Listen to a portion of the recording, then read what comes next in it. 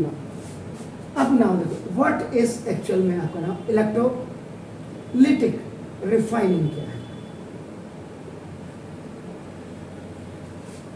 ये किसके लिए किया जाता है, जिन ओर्स की आपका क्या होता है रिएक्टिविटी सीरीज में आपका नाम हायर पोजीशन होती है, लाइक सोडियम पोटेशियम या आपका नाम दिस इज कैल्शियम मैग्नीशियम या एल्यूमिनियम होता है आपका नाम। Is it clear sir? तो नाउ देखो दिस, तो व्हाट इज इलेक्ट्रोलिटिक रिफाइनिंग आपका नाम, तो नाउ इधर इलेक्ट्रोलिसिस या इलेक्ट्रोलिटिक रिफाइनिंग एक ही चीज है, कैन बी यूज्ड, ये कहां प्रयोग की जा सकती है, फॉर बोथ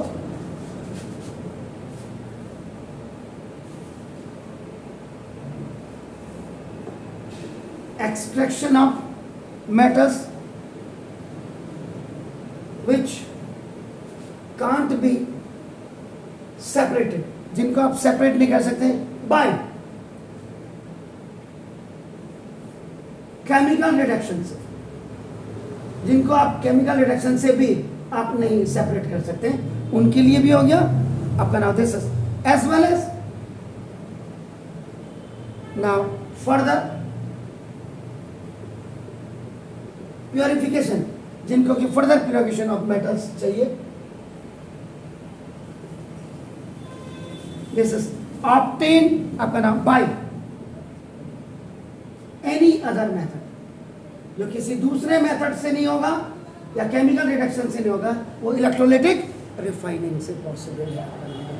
तो इन दिस प्रोसेस, इस विधि में आपका क्या करते हैं, आपका नाम देखो दिस इज द कि now a block of impure metal, impure metal का ब्लॉक बना देते हैं, क्या इज मेड द एनोड, इसको बना देते हैं anode, and a thin sheet, और एक पतली सीट आपकी होती है of pure metal, pure metal की आपका ना इज मेड एज कैथोड। अब आपको इलेक्ट्रोलिटिक रिफाइनिंग तो आपने बोल दिया ये है क्या, तो इलेक्ट्रॉनिक रिफाइनिंग कुछ नहीं है, इसमें आपका क्या करते हैं, वैसे तो बहुत कुछ है, इम्प्योर मेटल के ब्लॉक को आपका नाम एनोड बना दिया जाता है, और जिसको आपका प्योर मेटल्स को आपको ऑब्टेन करता है, उसकी पतली सी एक थिन सीट से उसको क्या बना दिया जाता है, कैथोड बना दिया जाता है। आप समझ रहे हैं मेरी बात? इम्प्योर मेटल जो है, इम्प्योर मेटल को आप क्या बना देंगे, एनोड प्लस, और जो प्योर आपका मेटल होगा जिसको आपको ऑब्टेन करना है, उसको आप क्या बना दोगे, कैथोड। क्लियर हो गया सर आपका नाम? ऑफन आपका नाम, तो दिस इज द कैथोड आपका नाम, often this is the electrolytic cell आपका कंटेनिंग, और इसी में आपका नाम एक्वस एक्वस सॉल्यूशन आपका नाम ये बना देंगे सर आपका नाम ऑफ द मेटल सॉल्ट, जो मेटल सॉल्ट अपना मेटल सॉल्ट क्या होता है आपको पता है क्या होता है, जैसे कॉपर ऑब्टेन किया तो कॉपर सल्फेट आपका हो गया आपका नाम देखो, ठीक है ना सर। तो when electric current I, physics वाले आई का मतलब इलेक्ट्रिक करंट, तो when I of a suitable voltage is passed, जैसे ही आपका इलेक्ट्रिक करंट आप सुटेबल वोल्टेज का पास करेंगे, तो जो होगा आपका, तो जो इम्प्योर मेटल था आपका नाम एनोड पे आपका नाम देखो गैस डिसॉल्व्स,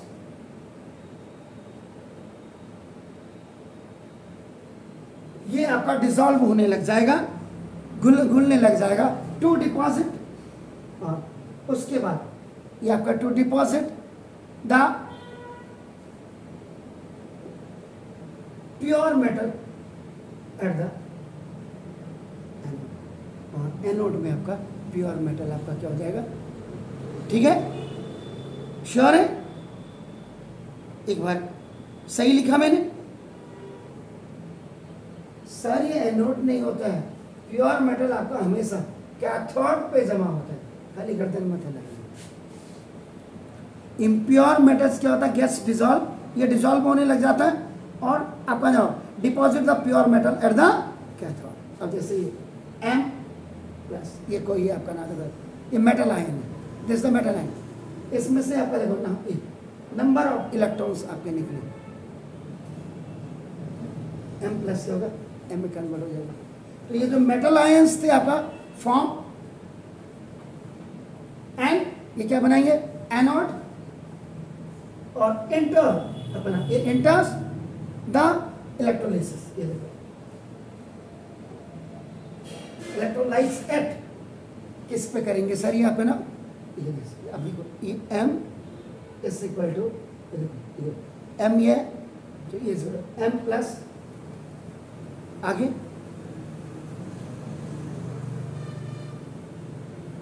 वही चीज आपकी ये हो गई अपना, देखो क्लियर हो गया।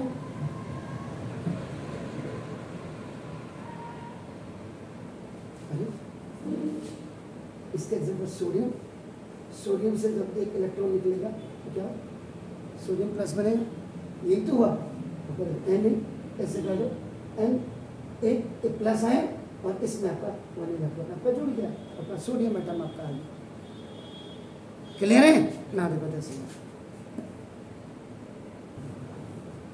क्या कहते हैं इसको,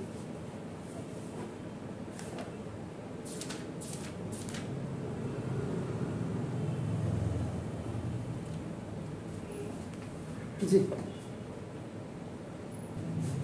इसमें ये जो कंटेनर है एक्चुअल में आपका नाम देखो सर, इलेक्ट्रोलिटिक टैंक कहते हैं इसको, इलेक्ट्रोलिटिक टैंक। अब आपको क्या है, आपने क्या बोला था कि आप क्या करेंगे, एक तरफ आपका नाम देखो जैसे ये आप क्या करेंगे, इम्प्योर मेटल ले लेंगे, यही बोला था, तो नाम देखो जैसे ये इम्प्योर मेटल को आप क्या बना देंगे, क्या बनाएंगे, पॉजिटिव एनोड बना देंगे, ठीक है। और जो आपकी ना ये पतली सी ये जो थिन स्ट्राइप आपने लिया था, इसको आप क्या बना देंगे, कैथोड बना देंगे, ठीक है। अब आप करना दो, जब इसको आप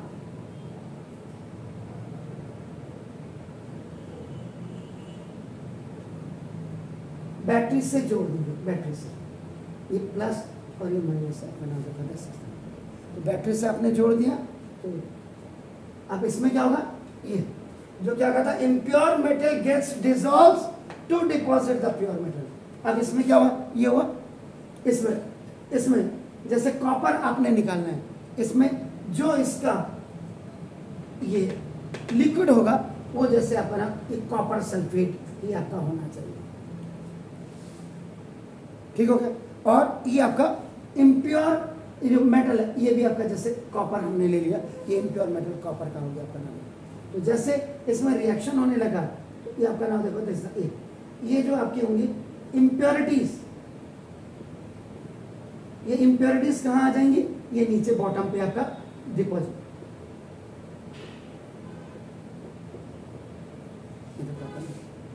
ठीक हो गया। और आपका जो प्योर आपका जो होगा ये जो थिनेस्ट टाइप पे आपका कैथोड पे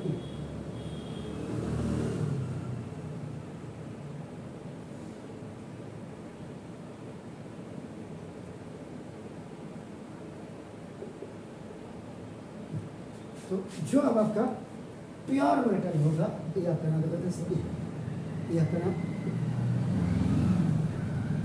जैसे कॉपर है, ये आपका डिपॉजिट हो जाएगा आपका नाम किस पे, कैथोड पे आपका नाम। अब ये क्या है, व्हाट इज आपका देखो ये हो गया मेटल आपका नाम from the anode enter the electrolytes, आपका ये हो गया आपका नाम देखो, सुना द अभी आपका देखो द जो इम्प्योरिटीज है आपका नाम देखो, this is the are settle या are left behind at bottom of electrolytic tank. पूरा नहीं लिखा, ई टैंक का मतलब ये वाला जो टैंक है इसमें, और इसमें जो कॉपर सल्फेट है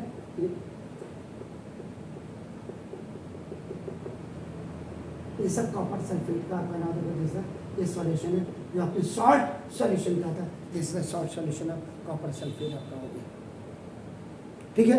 और इसका मतलब द जो एनोड है, एनोड का मतलब प्लस, ये आपका देखो एनोड। फाइनली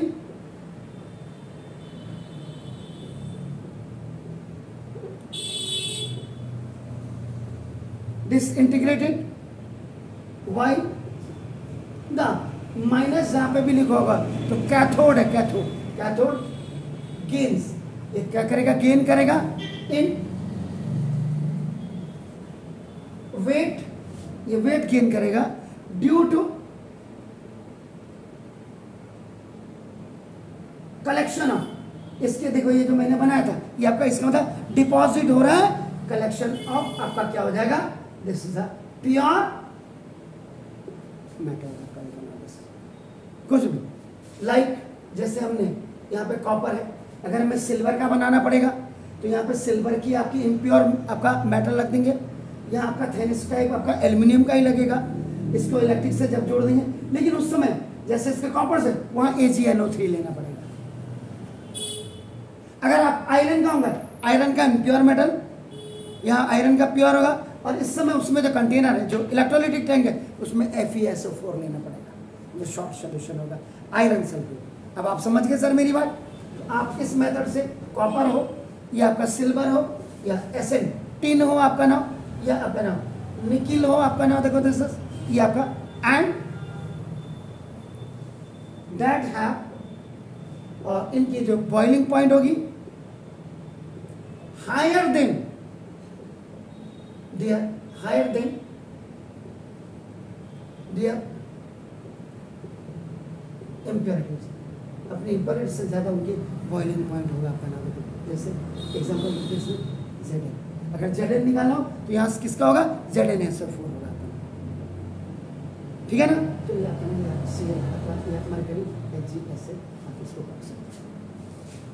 क्लियर है सर। तो ये था आपका नाम, it was your electrolytic refining, आपका नाम इलेक्ट्रोलिटिक रिफाइनिंग। तो आपका क्या हो गया, यहाँ पे आप लिख सकते हैं इसके नीचे, इसके नीचे लिख देना, यहाँ पे क्या लिखोगे,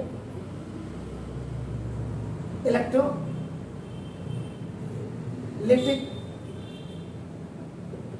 रिफाइनिंग। ऑफ किसकी कर रहे हैं इलेक्ट्रोलिटिक रिफाइन, आप कॉपर की, कॉपर की, तभी तो इसके चारों तरफ आपका क्या है, कॉपर, आपका कॉपर डिपॉजिट हो जाएगा। क्या लिखा आपने, due to the collection of the, due to the collection of the pure metal like copper हो या सिल्वर हो या जो भी हो, इज दैट अपना। तो this is for the electrolytic refining. तो इलेक्ट्रोलिटिक रिफाइनिंग कहाँ होती है, जो दोज मेटल्स हु आर आपका नाम at the top of the reactivity series आपका नाम, तब उसमें से आपका प्योर मेटल आपका क्या होगा, ऑब्टेन होगा। Is it clear. तो तीनों हो गए। पहला आपका क्या था, मेटल्स ऑफ लो रिएक्टिविटीज था, उसमें आपका क्या था, सल्फाइड, और आपने क्या किया उसकी रोस्टिंग की, रोस्टिंग के बाद मेटल और फिर रिफाइनिंग। जो बीच वाले थे, बीच वालों के लिए आपने क्या किया, मेटल्स ऑफ आपका ना जो मीडियम रिएक्टिव है, उसमें सबसे पहले आपने क्या देखा, कार्बोनेट हो, उसमें आप क्या था, सल्फाइड हो, दोनों होते उसमें। तो कार्बोनेट और अगर होगी तो उसकी क्या हो जाएगी, कैल्सिनेशन हो जाएगी, और उधर से सल्फाइड और होगी, उनकी आपका रोस्टिंग हो जाएगी। रोस्टिंग का मतलब आपका क्या, दोनों में फर्क क्या था, एक में प्रेजेंस ऑफ एयर था, एक में एब्सेंस ऑफ एयर था, ये आपको क्लियर। दोनों के फिर क्या बनेंगे, ऑक्साइड्स ऑफ मेटल बनेंगे, उसके बाद क्या होगा, रिडक्शन ऑफ मेटल, और उसके बाद आपकी रिफाइनिंग। और आज आपने क्या है, ये आपने पढ़ा, यहाँ आपने क्या क्या किया, एक्सट्रैक्शन ऑफ मेटल्स में आपने देखा, और एक्सट्रैक्शन ऑफ मेटल्स में क्या होता है कि इनको इलेक्ट्रोलाइटिक रिडक्शन से ही आपका किया जाता है आपका, तो वो आपने रिफाइनिंग ऑफ मेटल्स को इलेक्ट्रोलाइटिक रिफाइनिंग से आपने किया। क्लियर।